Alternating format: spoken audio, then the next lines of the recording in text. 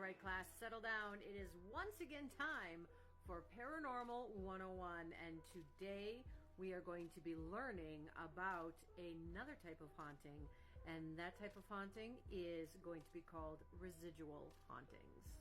So sit back, relax, take out your notebooks, and save your questions for the end of class. If any questions arise, you got the comment section. Now, when we discuss residual hauntings, the word haunting is actually kind of a misnomer.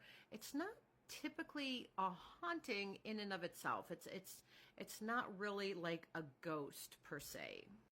The word residual is the more important word in residual haunting because that's what it is. It's something that is residual, something that is like a piece of time that is left behind, a moment that replays over and over. The way it's best to be described is like this.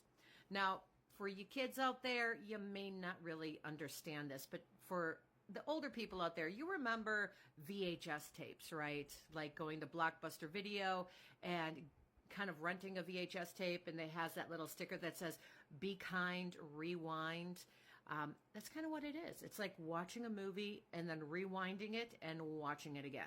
And then for your kids out there, it's kind of like the same as when you're watching a movie on Netflix, like this. A residual haunting is easily described as watching a video, going through the scene, and then after you've watched the scene through, taking your remote, hitting rewind, and watching the scene again.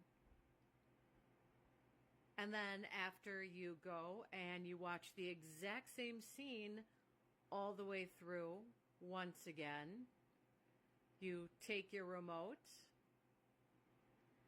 and you just go and you hit the rewind button and you just watch the same scene again. That's basically a residual haunting in a nutshell. Now, why did I say that the word haunting was a misnomer when it comes to the term residual haunting? Because when it comes to a residual haunting, an actual haunting doesn't actually have to take place. In other words, there doesn't have to be a ghost or a spirit or that of a deceased person involved. What do I mean by that? Well, I actually worked on a case where somebody had purchased a house and they always saw the spirit of a young teenage boy running up a staircase that didn't actually exist. After a lot of research, they found out that their house had actually been involved in a fire, and at one point it had been a 2-story house and there had been a staircase, and they looked into it further and they found that teenage boy was now a man in his 80s living in a retirement home in Florida with his wife. Yes, that boy was still very much alive. In this case, this residual haunting was of a person that was not dead. It was energy that was left behind. And in the case of this particular haunting, which I may talk about in a future video about residuals, it was just something that was so traumatic and so emotional that it imprinted itself in that particular place to replay over and over. So how do residual hauntings work? Well, here is what we think happens for the most part when it comes to residuals. Due to something very traumatic or exciting, something that has a very deep emotional state, something that is psychically emotional, it imprints itself into a specific area in a moment in time. And we believe this has to do with the natural resources of this area that allows it to imprint. Kind of how like when we film something on camera or on video and it imprints onto the film, it's imprinting into the natural resources of an area. We believe it could be quartz or limestone that causes these psychic moments to imprint themselves into this particular area. And again, it's usually caused by some great moment of emotional outburst, whether it's trauma or even great intense joy or excitement.